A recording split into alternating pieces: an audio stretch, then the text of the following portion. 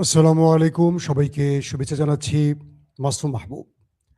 পৃ- পৃথিবীর যেই প্রান্ত থেকে যারা দেখছেন সবার জন্য শুভেচ্ছা। দর্শক, অনেক বড় ঘটনা ঘটে গেছে আমেরিকা এবং ইরানের মধ্যে। পাইলট উদ্ধারকে কেন্দ্র করে বড় অভিযান শুরু হয়েছে, অভিযান শেষও হয়েছে। এই অভিযানে শেষ পর্যন্ত কে জিতল?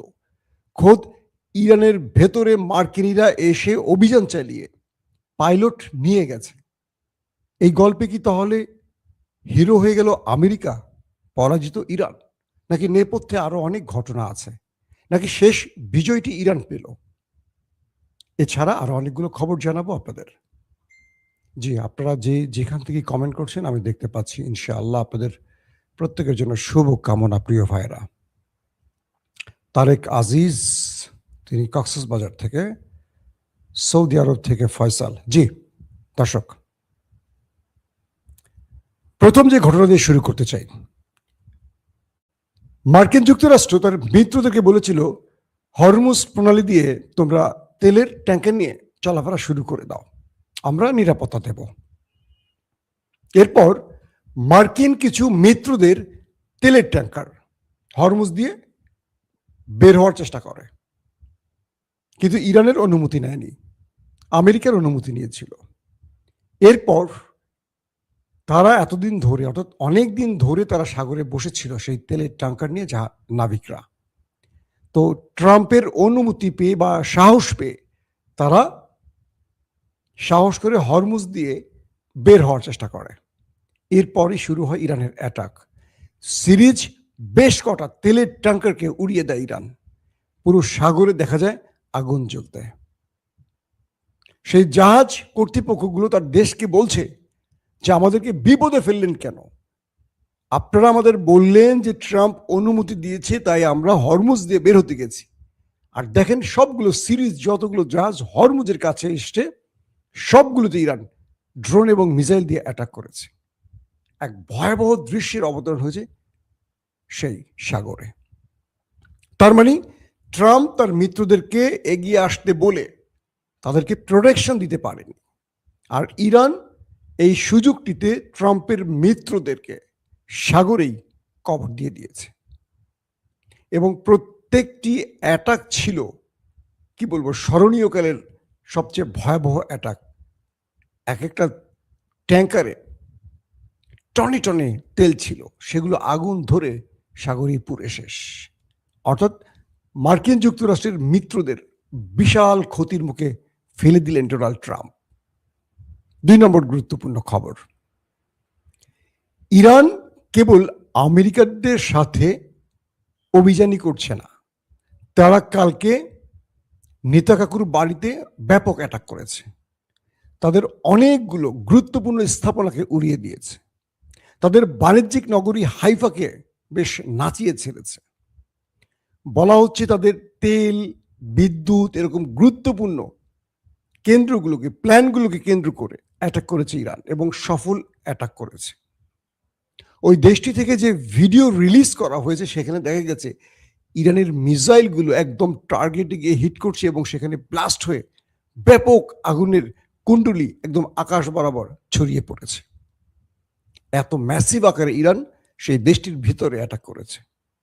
এরপর মার্কিন যুক্তরাষ্ট্রের স্বার্থ সংশ্লিষ্ট টার্গেটগুলো বেছে নিয়েছে গালফ কান্ট্রির ভেতরে। কাতার, কুয়েত, বাহরাইন এবং সৌদি আরবেও, পাশাপাশি আরব আমিরাতেও ব্যাপক অ্যাটাকের ঘটনা ঘটেছে। চিন্তা করতে পারেন, বাহরাইনে নেতাকাকুর মানে ইসরায়েলের একটি জাহাজ বন্দরে ছিল, সেটিকেও ইরান অ্যাটাক করে ওপারে পাঠিয়ে দিয়েছে। পাশাপাশি কাতার, কুয়েতে মার্কিন বেশ কিছু গুরুত্বপূর্ণ টার্গেটে হিট করেছে, সেখানেও প্রাণহানির খবর পাওয়া যাচ্ছে। এমন একটি পরিস্থিতি এখন গালফ কান্ট্রিতে যে ইরান তাদের ভেতরে অ্যাটাক করে সেই অ্যাটাকের পাল্টা জবাব দেওয়ার মতো অবস্থা রাখছে না। গালফ কান্ট্রিতে, অর্থাৎ আরবে, আরেকটি প্যাট্রিয়ট ধ্বংস করেছে, তার ব্যাটারি ধ্বংস করেছে। আরেকটি প্রতিরক্ষা ব্যবস্থাকেও ধ্বংস করে দিয়েছে, রাডার সিস্টেমকেও ধ্বংস করে দিয়েছে নতুন করে। আরবের ভেতরে ইরানের এই আক্রমণগুলো ভয়াবহ। পাশাপাশি সৌদি আরবের গুরুত্বপূর্ণ একটি স্থানে আক্রমণ হওয়ার পর ব্যাপক আগুন ধরে গেছে, কিন্তু ইরান বলেছে এই আক্রমণটি তারা করেনি। ইরান সরাসরি সৌদি আরবের ওই আক্রমণটির জন্য নেতা কাকুর দেশকে দায়ী করেছে, বলেছে এটি ফলস ফ্ল্যাগ অপারেশন। ইরান বলছে আমরা যে আক্রমণগুলো করছি তার দায়িত্ব নিচ্ছি এবং প্রতিটি আক্রমণের আগে আমরা সেই স্থানকে সতর্ক করছি যাতে সিভিলিয়ানরা কোনো প্রাণ না হারায়। বুঝতে পারছেন? অর্থাৎ ইরান এ যাবৎকালে যতগুলো আক্রমণ করেছে প্রত্যেকটি আক্রমণে ইরান প্রথমে সেটিকে রেড নোটিশের মাধ্যমে সতর্ক করেছে। তো সৌদি আরবের এই আক্রমণটির ক্ষেত্রে ইরান বলেছে যে এই আক্রমণটি তারা করেনি, কারণ ইরান কখনো সিভিলিয়ানদের বা আরবের সম্পদ ধ্বংসে আক্রমণ করছে না, তারা মার্কিন টার্গেটকে করছে। আর যে আক্রমণটি কালকে সৌদি আরবে হয়েছে সেটি ছিল সৌদি আরবের সম্পদ, এটি আমেরিকার নয়। তাই ইরান ইসরায়েল একদম সরাসরি তার রাষ্ট্রীয়ভাবে জানিয়েছে এই আক্রমণটি ইরানের নয়, এটি ইসরায়েলের ছিল। এখন আরব যদি বুঝতে না পারে যে তাদের বন্ধু সেজে এইভাবে অপর দেশের সাথে যুদ্ধ ছড়িয়ে দেওয়ার জন্য ফলস ফ্ল্যাগ অপারেশন করেছে ডোনাল্ড ট্রাম্পের মিত্র কিংবা আরবের মিত্র অন্যতম নেতা কাকুর দেশটি, তারা এখন ঘরের শত্রু বিভীষণে আক্রান্ত হচ্ছে এবং আরব রাষ্ট্রগুলো আরো বড় আতঙ্কে আছে যদি তারা ইরানের সাথে পেরে না ওঠে।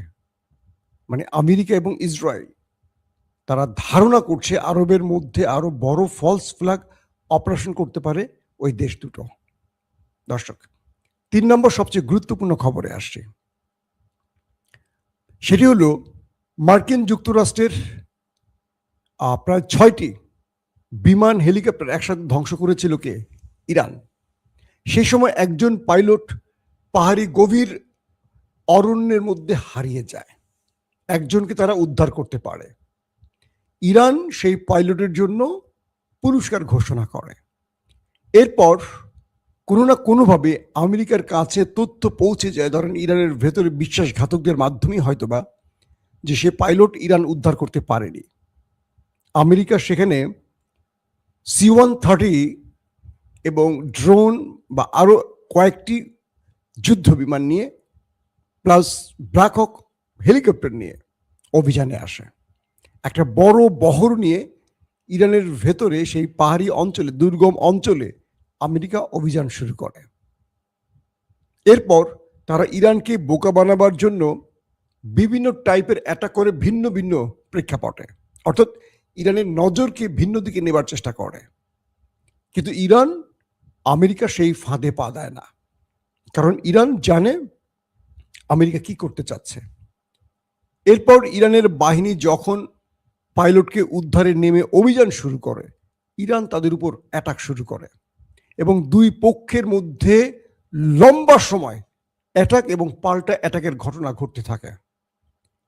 বলা হচ্ছে এ পর্যন্ত গত 48 ঘন্টায় ইরানে এই অভিযানের পর থেকে পাইলট উদ্ধার এবং একজন গায়েব, অর্থাৎ ইরানে আটকা পড়া, সেই সময় পর্যন্ত এখন পর্যন্ত 12টি আকাশযানে ইরান হিট করেছে এবং নতুন করে জানা গেছে প্রথমে ইরান 6টি শেষ করেছে, এরপর আরো নতুন করে ইরান আরো 1 ডজনের বেশি শেষ করেছে, এটা ইরানের দাবি। এর মধ্যে F-15, F-35, C-130, এর মধ্যে আছে আপনার লুকাস, এর মধ্যে রয়েছে আপনার তাদের আরো যেই ভেরিয়েন্টের ড্রোন MQ-9 রিপার, তারপর আছে 16, অর্থাৎ বিভিন্ন প্রেক্ষাপট থেকে, এবং A-10 অনেকগুলো যুদ্ধ বিমান, প্রায় 1 ডজনের বেশি যুদ্ধ বিমানকে ইরান ধ্বংস করেছে। আমেরিকা থেকে বলা হয়েছে যে 3টি বিমান 3টি হেলিকপ্টার আক্রান্ত হয়েছে, আর ইরান বলছে পরবর্তী যেটা কালকে অভিযানে ইরান আমেরিকার ক্ষতি করেছে সেখানে 6টি যুদ্ধ বিমান 5টি হেলিকপ্টার তারা ধ্বংস করেছে। 11টি, আমেরিকা 6টি বলছে, তারা 11টি বলছে। আবার মার্কিন কিছু গণমাধ্যম বলছে এই যুদ্ধে আমেরিকার বেশ কিছু সেনা মারা গেছে, যদিও ট্রাম্প সাহেব বলেছেন যে এই যুদ্ধে মার্কিনীদের গায়ে একটা টাচও লাগেনি।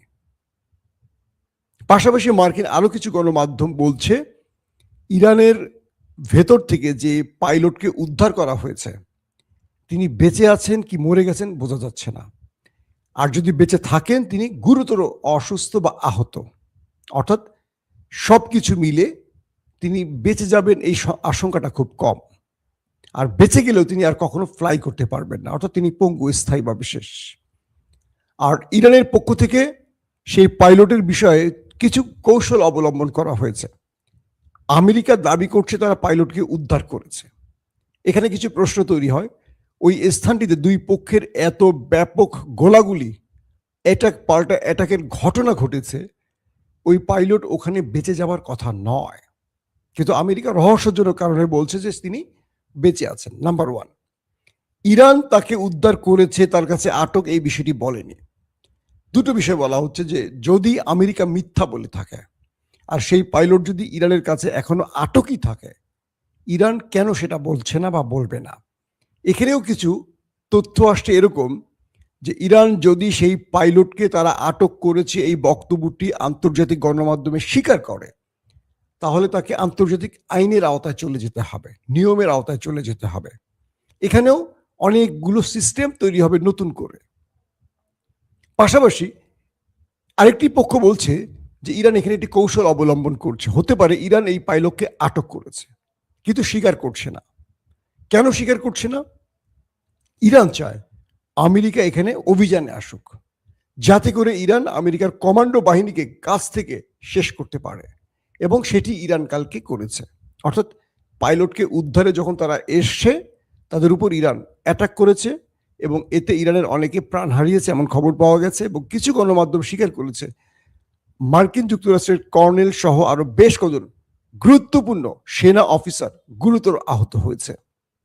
প্রশ্ন হলো, একজন কর্নেল যদি আহত হয় তাহলে তার সোলজারদের অবস্থা কি? কারণ একজন অফিসারকে দেয়ালের মতো ঢেকে রাখে তার সেনারা। আরেকটি বিষয় বলছে যে ইরান এখানে খুব কৌশলে কিছু কাজ করেছে, অর্থাৎ মার্কিনী বা মার্কিন কমান্ডো বাহিনীকে টেনে আনতে তারা অনেক কিছু গোপন রেখেছে, এবং ইরান আমেরিকাকে ফাঁদে ফেলেছে। অর্থাৎ কয়েকটি মতামত এখানে এসছে, আমি যেগুলো আপনাদের ক্লিয়ার করলাম।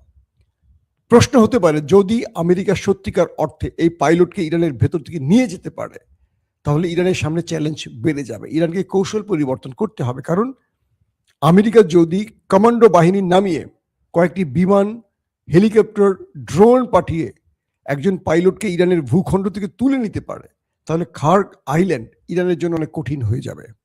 আবার এখানেও সত্য কথা যে আমেরিকার মতো একটি দেশ একজন পাইলটের জন্য 1 ডজনেরও বেশি যুদ্ধ বিমান, ড্রোন, হেলিকপ্টার হারিয়েছে, এবং বলা হচ্ছে অনেক সেনা ইরানের হিটে মারা গেছে। একজন ব্যক্তির জন্য ইরানের হাতে এত বড় ক্ষতি আমেরিকার ইতিহাসে খুব কম আছে। হয়তোবা পাইলট উদ্ধারের এই নাটকটি দিয়ে ট্রাম্প একটা ফেস সেভিং চাইছেন, হয়তোবা, অথবা জাতির কাছে ট্রাম্প এইটুকু বক্তব্য দিতে পারছেন, দেখো আমার বাহিনী আমার পাইলটকে উদ্ধার করেছে। এর বাইরে আমেরিকার আসলে লাভ কি? 1 ডজনের বেশি তার মহামূল্যবান যুদ্ধ বিমান, ড্রোন, কি বলে, হেলিকপ্টার, তারপর রিফুয়েলিং ট্যাঙ্কার বিমান, এগুলো হারিয়ে একজন পাইলটের বিনিময় হয়তোবা দিনই বাঁচবেনই না। তার অবস্থা এতটা খারাপ। তাহলে ট্রাম্পের লাভটা কি?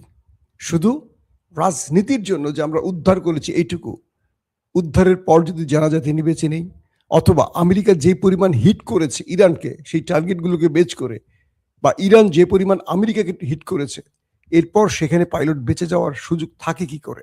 অনেক রকম প্রশ্ন আসছে, কিন্তু আমেরিকা এবং ইরানের পক্ষ থেকে অনেক রকম ব্যাখ্যা আসছে, যেগুলো সঠিক এখনো হিসেব করা যাচ্ছে না।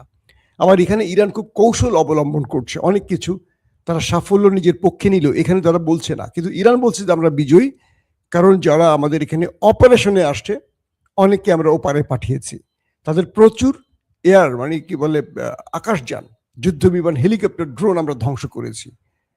পাশাপাশি ইরান হয়তোবা এটিও বোঝাবার চেষ্টা করছে, এখানে যে আর্মি অফিসাররা প্রাণ হারিয়েছে, যেটা বলা হচ্ছে কয়েকটি গণমাধ্যমে, খার্ক আইল্যান্ডে আমেরিকা অভিযানে গেলে, এটা তো পার্বত্য অঞ্চল, খার্ক আইল্যান্ড তো পার্বত্য অঞ্চল না, একটা দ্বীপ, এখানে আমেরিকা ইরানের নিখুঁত টার্গেটে পড়লে কি পরিমাণ ক্ষতি হতে পারে তারও একটি পরিমাপ করা যেতে পারে। তার মানে আমেরিকা এই যুদ্ধ থেকে বা এই কমান্ডো অভিযান থেকে দুটো শিক্ষা নিতে পারে। একজন ব্যক্তির জন্য তারা কত বিলিয়ন মার্কিন ডলারের ক্ষতির মুখে পড়তে পারে এবং কতজন সেনার প্রাণ হারাতে পারে। 2, ইরান কমান্ডো বাহিনীকে মোকাবেলায় কতটুকু সক্ষম সেটাও আমেরিকা টেস্ট করেছে। আবার ইরানও একইভাবে কমান্ডো বাহিনীর সামনে তাদের সফলতা ব্যর্থতার জন্য তারা একটা অগ্নি পরীক্ষা গতকালকে দিয়েছে। অর্থাৎ যে অভিযানটিতে ইরান কোথায় তার ব্যর্থ হয়েছে, কোথায় সফল হয়েছে, এটা আগামী দিনে যখন আমেরিকা সত্যিকার অর্থে কমান্ডো বাহিনী নামিয়ে খার্ক আইল্যান্ড বা নিউক্লিয়ার চুরি করার জন্য নামবে ইস্পাহান, ফোর্দো কিংবা নাতানজে পারমাণবিক প্ল্যান্টের দিকে, তখন ইরান তার সাফল্য ধরে রাখার জন্য আমেরিকার দুর্বল পয়েন্টগুলোকে চিহ্নিত করবে এবং তার আক্রমণের পরিবর্তন আনতে পারে। আপাতত এইটুকু মনে হচ্ছে এই দুই দেশের গতকালকের অভিযানে একটা শ্বাসরুদ্ধকর অভিযান গেছে। কেন যেন মনে হচ্ছে এই লড়াইতে আমেরিকা বিজয় হতে পারেনি। যদি উদ্ধার করেও থাকে তাকে দিয়ে আমেরিকার কোনো কাজ হবে না আর। কিন্তু যে পরিমাণ ধোলাই খেয়েছে বা ইরানের হাতে তারা সামরিক যান হারিয়েছে, এটা আমেরিকার জন্য বিশাল অঙ্কের ক্ষতি বলে বিবেচিত হচ্ছে। দর্শক, এখনকার মতো বিদায় নিচ্ছি। ইনশাআল্লাহ এর নেক্সট ব্রেকিং খবর আসার সঙ্গে সঙ্গে আপনারা নোটিফিকেশনের মাধ্যমে জেনে যাবেন। অবশ্যই তাই চ্যানেলটা সাবস্ক্রাইব করতে হবে। ফেসবুকে যারা দেখছেন লাইক এবং ফলো করে নেক্সট নোটিফিকেশনের জন্য ওয়েট করতে হবে। অনেকেই আমাকে বলেন যে ভাই আপনি কখন ভিডিও করেন? প্রত্যেকটা ভিডিওর আধা ঘন্টা আগে আমি একটা স্টেম ইয়ার্ডের মাধ্যমে সেখানে শিডিউল সিলেক্ট করি এবং আপনারা যারা সাবস্ক্রাইব করে থাকছেন বা ফলোয়ার তাদের কাছে নোটিফিকেশন যায়। তারপর আপনারা সরাসরি আধা ঘন্টা সময় পান লাইভে আসার। আর যারা লাইভ দেখছেন না, ইনশাআল্লাহ তারা পরবর্তী দেখে নিতে পারবেন। এখনকার মতো বিদায় নিচ্ছি। প্রত্যেকে ভালো থাকবেন।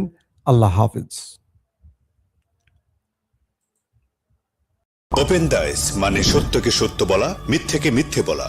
আমরা শোনা কথা নয়, চোখে যা দেখি তাই বলি।